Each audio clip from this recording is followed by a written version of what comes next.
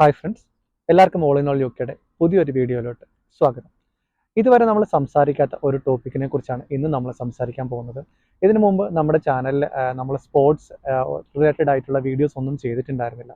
So ഇനി തൊട്ട് നമ്മൾ സ്പോർട്സ് റിലേറ്റഡ് ആയിട്ടുള്ള വീഡിയോയും കൂടെ നമ്മുടെ ചാനലിൽ ഇൻക്ലൂഡ് ചെയ്യാമെന്ന് വിചാരിക്കുകയാണ്. സോ അത്തരത്തിലുള്ള ഒരു ആദ്യത്തെ വീഡിയോ ആയിട്ടാണ് ഇന്ന് ഞാൻ വന്നിട്ടുള്ളത്. ഇന്നത്തെ വീഡിയോ ഇപ്സ്വിച്ച് ടൗൺ എഫ്സിനെ കുറിച്ചാണ്. ഇംഗ്ലീഷ് ഫുട്ബോൾ ഫോളോ ചെയ്യുന്ന എല്ലാവർക്കും അറിയാം, അവർ ഇപ്സ്വിച്ച് ടൗൺ ഇന്ന് പ്രീമിയർ ലീഗിലേക്ക് പ്രൊമോട്ട് ആയിരിക്കുന്ന ദിവസമാണ്. അതോടൊപ്പം തന്നെ ലെസ്റ്റർ സിറ്റിയും അവർ കഴിഞ്ഞ വട്ടം പ്രീമിയർ ലീഗിൽ നിന്ന് ചാമ്പ്യൻഷിപ്പിലേക്ക് റെലിഗേറ്റഡ് ആയിട്ടുണ്ടായിരുന്നു. അവരും പ്രീമിയർ ലീഗിലേക്ക് തിരിച്ചു വന്ന ഒരു ദിവസമാണിത്. So congratulations to both Leicester City and Ipswich town.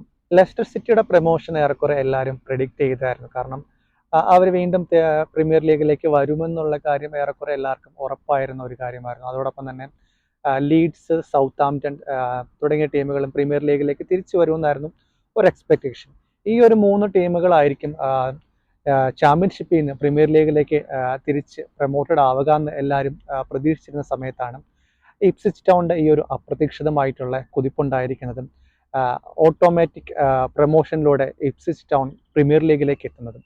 പക്ഷേ ഈ ഇപ്സ്വിച്ച് ടൗണിൻ്റെ ഈ ഒരു കുതിപ്പ് അല്ലെങ്കിൽ ഈ ഒരു പ്രൊമോഷൻ എന്ന് പറയുന്നത് ഒരിക്കലും ഒരു യാദൃശ്ചികമായിട്ട് സംഭവിച്ച ഒരു കാര്യമല്ല, ആക്സിഡൻറ്റിലോ അല്ലെങ്കിൽ ലക്ക് കൊണ്ട് സംഭവിച്ച ഒരു കാര്യമല്ല ഈ ഇപ്സ്വിച്ച് ടൗണിൻ്റെ പ്രീമിയർ ലീഗിലേക്കുള്ള ഈ കടന്നുവരവ്. അത് ആക്ച്വലി കഴിഞ്ഞ കുറേ വർഷങ്ങളായിട്ട് അവർ ചെയ്യുന്ന ഹാർഡ് വർക്കിൻ്റെ ഫലമായിരുന്നു. 2022-2023 സീസണിൽ ഇംഗ്ലീഷ് ഫുട്ബോളിൽ ലീഗ് 1 ചാമ്പ്യൻഷിപ്പിൽ കളിച്ചുകൊണ്ടിരുന്ന ടീമായിരുന്നു ഇപ്സ്വിച്ച് ടൗൺ എന്ന് പറയുന്നത്. ആ സീസണിൽ അവർ നെക്സ്റ്റ് ലെവലിലേക്ക് പ്രൊമോട്ടഡായി, അതായത് ഇംഗ്ലീഷ് ഫുട്ബോൾ ലീഗ്, ഇംഗ്ലീഷ് ചാമ്പ്യൻഷിപ്പിലേക്ക് അവർ പ്രൊമോട്ടഡായി. 2023-24 അവർ ഇംഗ്ലീഷ് ചാമ്പ്യൻഷിപ്പ് ലീഗിലായിരുന്നു അവർ കളിച്ചുകൊണ്ടിരുന്നത്. ആ ലീഗിൽ റണ്ണേഴ്സ് അപ്പ് ആയിക്കൊണ്ട് അവർ പ്രീമിയർ ലീഗിലേക്ക് കടന്നു വരുന്നത്. അതായത് back to back promotions, league 1 നിന്ന് ചാമ്പ്യൻഷിപ്പിലേക്കും ചാമ്പ്യൻഷിപ്പിൽ നിന്ന് പ്രീമിയർ ലീഗിലേക്കുമാണ് അവർ പ്രൊമോട്ടഡ് ആയിട്ടുള്ളത്. ഇത് ആക്ച്വലി ഒരു ചെറിയ കാര്യമല്ല, ഇതൊരു സിമ്പിൾ ആയിട്ടുള്ളൊരു കാര്യമല്ല ഇത്തരത്തിലൊരു ബാക്ക് ടു ബാക്ക് പ്രൊമോഷൻസ് കിട്ടുക എന്നുള്ളത്. എന്നാലും ഇത് ആദ്യമായിട്ടൊന്നും അല്ല ഇങ്ങനെ ടീമുകൾ ബാക്ക് ടു ബാക്ക് പ്രൊമോഷൻ കിട്ടി പ്രീമിയർ ലീഗിലേക്ക് വന്നിട്ടുള്ളത്. 2011 നോർവിച്ചും 2012 സൗത്താംപ്ടണും ഇതേപോലെ ബാക്ക് ടു ബാക്ക് പ്രൊമോഷൻ കിട്ടി പ്രീമിയർ ലീഗിലേക്ക് കടന്നു വന്നിട്ടുള്ള ടീമുകളാണ്. എന്നിരുന്നാലും ഈ ഒരു ഇപ്സ്വിച്ച് ടൗണിൻ്റെ ഈ ഒരു പ്രൊമോഷൻ എന്ന് പറയുന്നത് ദിസ് ഈസ് സംതിങ് എൽസ്.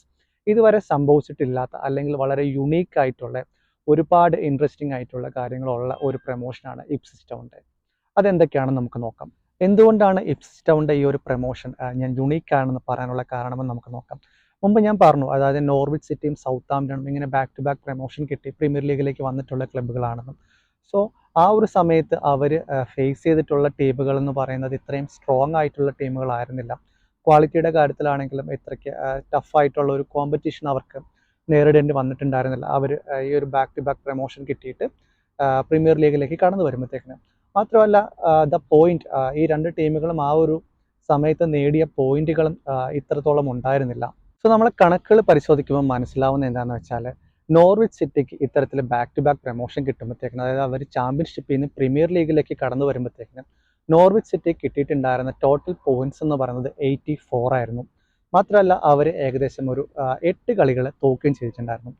അതേസമയം സൗത്താംപ്ടൺ ആണെന്നുണ്ടെങ്കിൽ അവർക്ക് കിട്ടിയിരുന്ന പോയിന്റ് എന്ന് പറയുന്നത് 88 ആയിരുന്നു.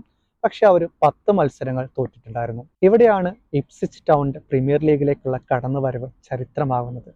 ഈ സീസണിൽ, അതായത് 2023-24 സീസണിൽ ഇംഗ്ലീഷ് ചാമ്പ്യൻഷിപ്പിൽ അവർ നേടിയെടുത്ത പോയിന്റുകൾ 96 ആണ്. ഒരേ ഒരു പോയിന്റിന് മാത്രമാണ് അവർക്ക് ചാമ്പ്യൻഷിപ്പ് നഷ്ടമായത്. അതായത് ചാമ്പ്യൻഷിപ്പ് കിട്ടിയ ലെസ്റ്റർ സിറ്റി കിട്ടിയിട്ടുള്ള പോയിന്റ് 97, ഇപ്സ്വിച്ച് ടൗണിനും 96. കേവലം ഒരേ ഒരു പോയിന്റിലാണ് അവർക്ക് ഈ ഒരു ചാമ്പ്യൻഷിപ്പ് നഷ്ടമായിട്ടുള്ളത്. മാത്രമല്ല അവർ അടിച്ചു കൂട്ടിയിട്ടുള്ള ഗോൾ എന്ന് പറയുന്നത് 92 ഗോളുകളാണ് അവർ എതിർ ഗോൾ പോസ്റ്റിലേക്ക് നിറയൊഴിച്ചിട്ടുള്ളത്, അടിച്ചു കൂട്ടിയിട്ടുള്ളത്. സോ ഇതെന്ന് പറയുന്നത്, ഈ 92 എന്ന് പറയുന്നത് മറ്റേത് ക്ലബ്ബുകൾ അടിച്ചു കൂട്ടിയതിനേക്കാളും കൂടുതലാണ്.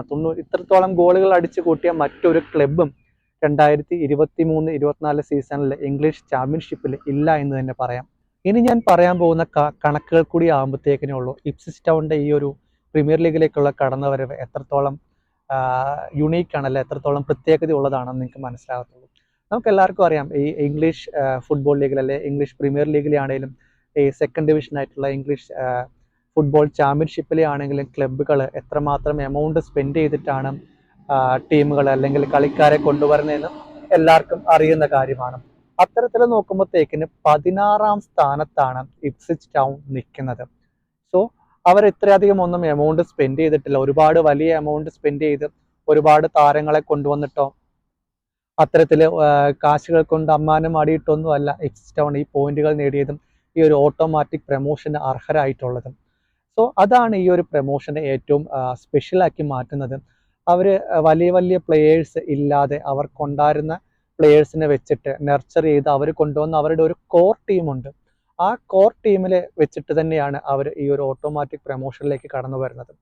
സോ ഈ ഒരു കാലഘട്ടത്തിൽ നമുക്ക് എല്ലാവർക്കും അറിയുന്നതാണ് പ്രീമിയർ ലീഗ് ക്ലബ്ബുകൾ എത്രമാത്രം ഫണ്ടാണ് നല്ല ക്വാളിറ്റി പ്ലെയേഴ്സിനെ കിട്ടാൻ വേണ്ടിയിട്ട് അവർ സ്പെൻഡ് ചെയ്യുന്നുള്ളത്. സോ ആ ഒരു ഇംഗ്ലീഷ് പ്രീമിയർ ലീഗും ഇംഗ്ലീഷ് ഫുട്ബോൾ ലീഗിലെ ക്ലബ്ബുകളും തമ്മിൽ ഈ ഒരു മണി സ്പെൻഡിൻ്റെ കാര്യത്തിൽ ഒരു ഹ്യൂജ് ഡിഫറൻസ് ഉള്ളൊരു സമയമാണിത്. സോ ഇപ്പോഴത്തെ ഒരു സാഹചര്യം എന്ന് പറഞ്ഞാൽ ഇംഗ്ലീഷ് പ്രീമിയർ ലീഗിൽ നിന്ന് 3 ടീമുകൾ റെലഗേറ്റ് ചെയ്തിട്ട് ഫുട്ബോൾ ലീഗിലേക്ക് വരും, ചാമ്പ്യൻഷിപ്പിലേക്ക് വരും. ഇത്തരത്തിൽ പ്രീമിയർ ലീഗിൽ നിന്ന് റെലഗേറ്റഡ് ആയിട്ട് ചാമ്പ്യൻഷിപ്പിലേക്ക് വരുന്ന ക്ലബ്ബുകൾ തന്നെ വീണ്ടും പ്രൊമോട്ടഡ് ആയിട്ട് പോകാനുള്ള ഒരു സാഹചര്യമാണ് ഇപ്പം നിലവിലുള്ളത്. കാരണം വേറൊന്നുമല്ല, ഈ പ്രീമിയർ ലീഗിലുള്ള ക്ലബ്ബുകൾ സ്പെൻഡ് ചെയ്യുന്ന മണി അത്രയും കാശ് അത്രയല്ല മണി സ്പെൻഡ് ചെയ്യാനുള്ള കപ്പാസിറ്റി ഒന്നും ചാമ്പ്യൻഷിപ്പിലുള്ള ടീമുകൾക്കില്ല. സോ ഈ ഒരു അവസ്ഥയിലാണ് ഇപ്സ്വിച്ച് ടൗൺ അവരുടെ കോറായിട്ടുള്ള ടീമിനെ വെച്ചുകൊണ്ട് തന്നെ പ്രീമിയർ ലീഗിലേക്ക് കടന്നു വരുന്നത്. സോ അതിനകത്ത് ഏറ്റവും ഞെട്ടിക്കുന്ന കാര്യം അല്ലെങ്കിൽ ഏറ്റവും എനിക്ക് ഇൻട്രസ്റ്റിംഗ് ആയിട്ട് തോന്നിയ കാര്യം എന്ന് വെച്ചാൽ ലീഗ് 1 ഇപ്സ്വിച്ച് ടൗണിന്റെ ലാസ്റ്റ് ഗെയിം എക്സ്റ്ററിനെതിരെ കളിച്ച 8 പ്ലെയേഴ്സ് ഇന്നത്തെ അവരുടെ ചാമ്പ്യൻഷിപ്പിലെ അവസാന മത്സരത്തിലും കളിച്ചു. സോ ആ കോർ ടീം തന്നെയാണ് അവരെ ചാമ്പ്യൻഷിപ്പ് ജയിപ്പിച്ചതും ആ കോർ ടീം ആയിട്ട് തന്നെയാണ് പ്രീമിയർ ലീഗിലേക്ക് അവർ കടന്നു വരുന്നത്. സോ ഈ ഒരു കാര്യമാണ് ഇപ്സ്വിച്ച് ടൗണിന്റെ ഈ ഒരു പ്രീമിയർ ലീഗിലേക്കുള്ള കടന്നുവരവിനെ ഏറ്റവും ബ്യൂട്ടിഫുൾ ആക്കുന്നത്. നമ്മൾ ഇപ്സ്വിച്ച് ടൗണിന്റെ ട്രാൻസ്ഫർ മാർക്കറ്റിൽ അവരെങ്ങനെയാണ് ആക്ട് ചെയ്ത് ഈ ഒരു സീസണിൽ നോക്കുമ്പോഴത്തേക്കിന് അവർ സീസണിൽ അക്വയർ ചെയ്തിട്ടുള്ള ഒരുപാട് പ്ലെയേഴ്സിനൊന്നും അക്വയർ ചെയ്തിട്ടില്ല. അവർ ആദ്യം തന്നെ അക്വയർ ചെയ്തിട്ടുള്ളത് ജാക്ക് ടൈലർ എന്ന് പറയുന്ന ഒരു പ്ലെയറെ പീറ്റർ ബോറോയിൽ നിന്ന് അവർ അക്വയർ ചെയ്തായിരുന്നു ഉണ്ടായിരുന്നത്. അതിനുശേഷം അവർ ജോർജ് ഹേസ്റ്റ് എന്ന് പറയുന്ന പ്ലെയറെ ലെസ്റ്റർ സിറ്റിയിൽ നിന്നും അലി അൽ അഹമ്മദി എന്ന് പറയുന്ന പ്ലെയറെ വിംബിൾട്ടൺ AFC നിന്നും അവർ കൊണ്ടുവന്നിട്ടുണ്ടായിരുന്നു.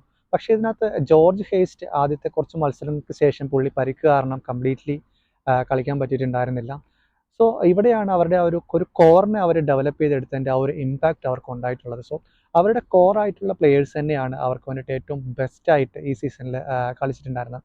പിന്നെ ഇവർ ഈ ഒരു സീസണിൽ നടത്തിയിട്ടുള്ള ഒരു സ്ട്രാറ്റജിക്കൽ അല്ലെങ്കിൽ ഒരു ടാക്ടിക്കൽ മാസ്റ്റർ സ്ട്രോക്ക് എന്ന് പറയുന്നത് ചെൽസിയുടെ അണ്ടർ 21 നിന്ന് ഒമാരി ഹെഡ്സൺ എന്ന് പറയുന്ന ഒരു പ്ലെയറെ അവർ ലോണിൽ കൊണ്ടുവന്നെന്നുള്ളതാണ്. സോ ഒമാരി ഹെഡ്സന്റെ ഒരു കടന്നുവരവും ഇവർക്ക് ഈ ഒരു പ്രൊമോഷൻ നേടിയെടുക്കുന്നതിൽ അവിടെ ഒരുപാട് ഹെൽപ്പ് ചെയ്തിട്ടുണ്ട്. സോ ആ ലോണിൽ ആ ഒരു പ്ലെയറെ കൊണ്ടുവരാനായിട്ട് അവർ കാണിച്ച ആ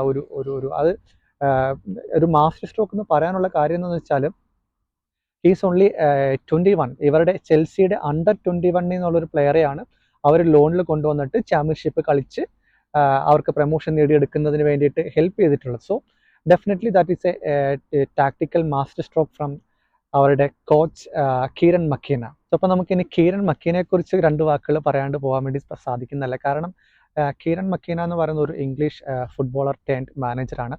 അദ്ദേഹം ഇതിനു മുമ്പ് ഒരു ടീമിൻ്റെയും ഫസ്റ്റ് ടീമിനെ കോച്ച് ചെയ്തിട്ടില്ല. കൂടുതലായിട്ടും പുള്ളി അണ്ടർ 21 അല്ലെങ്കിൽ യങ്ങർ ആയിട്ടുള്ള ടീമുകളെ മാത്രം കോച്ച് ചെയ്തിട്ടുണ്ടായിരുന്ന ഒരാളായിരുന്നു. അദ്ദേഹത്തെയാണ് ഇപ്സ്വിച്ച് ടൗൺ വിശ്വസിച്ച് തങ്ങളുടെ ഫസ്റ്റ് ടീമിനെ ഏൽപ്പിക്കുന്നത്. സോ കീരൻ മക്കീന ആദ്യമായിട്ട് പരിശീലിപ്പിക്കുന്ന ഫസ്റ്റ് ടീം എന്ന് പറയുന്നത് ഇപ്സ്വിച്ച് ടൗൺ FC ആണ്. സോ ആ സീസണിൽ പുള്ളി അവർക്ക് ലീഗ് 1 നിന്ന് ഇംഗ്ലീഷ് ചാമ്പ്യൻഷിപ്പിലേക്ക് പ്രൊമോഷൻ നേടിക്കൊടുത്തു. പുള്ളിയുടെ 2ാമത്തെ സീസണിൽ ചാമ്പ്യൻഷിപ്പിൽ നിന്ന് പുള്ളി പ്രീമിയർ ലീഗിലേക്ക് ഇപ്സ്വിച്ച് ടൗണിന് പ്രൊമോഷൻ നേടിക്കൊടുത്തു. സോ ഫസ്റ്റ് ടീമിനെ പരിശീലിപ്പിച്ച 2 സീസണിലും പുള്ളി പ്രൊമോഷൻ നേടിയെടുക്കാനായിട്ട് സാധിച്ച ഒരു ബ്രില്യൻ കോച്ചാണ്. പുള്ളിയുടെ ടാക്ടിക്കലായിട്ടുള്ള സ്ട്രാറ്റജിക്കലായിട്ടുള്ള പല ഗെയിമുകളുമാണ് ഇപ്സ്വിച്ച് ടൗണിന് ഇത്തരത്തിൽ ഈ ഒരു പ്രീമിയർ ലീഗിലേക്ക് പ്രൊമോഷൻ നേടിക്കൊടുത്തതെന്ന് നമുക്ക് യാതൊരു തടസ്സവുമില്ലാണ്ട് നമുക്ക് രണ്ടാമതൊന്നും ആലോചിക്കാതെ തന്നെ പറയാൻ സാധിക്കും. ഇപ്സ്വിച്ച് ടൗണിനെ കുറിച്ച് പറയുമ്പോൾ എടുത്തു പറയേണ്ട ഒരു പ്രത്യേകത എന്ന് പറഞ്ഞാൽ അവരുടെ സ്റ്റൈൽ ഓഫ് ഫുട്ബോൾ അവർ കളിക്കുന്നതാണ്. അല്ല, അബ്സല്യൂട്ട്ലി ബ്യൂട്ടിഫുൾ ഫുട്ബോളാണ് അവർ കളിക്കുന്നത്. മാത്രമല്ല ഈ സീസണിൽ ഏറ്റവും ഒരു എൻ്റർടൈൻമെൻറ്റ് ടീം എന്ന് പറയുന്നത് ഇപ്സ്വിച്ച് ടൗൺ തന്നെയാണെന്ന് പറയാൻ പറ്റും. കാരണം ഏറ്റവും കൂടുതൽ ഡ്രമാറ്റിക് ആയിട്ടുള്ള വിൻസ് ഉണ്ടായിട്ടുള്ള അവർക്കാണ്. ലാസ്റ്റ് മിനിറ്റ്സിലുള്ള കുറേ വിൻസ് അവർക്ക് ഉണ്ടായിട്ടുണ്ട്. സോ അത്തരത്തിൽ നോക്കുമ്പോഴത്തേക്കിന് ഈ സീസണിലെ ഒരു എൻ്റർടൈൻമെൻ്റ് ആയിട്ടുള്ള ടീം തന്നെയായിരുന്നു.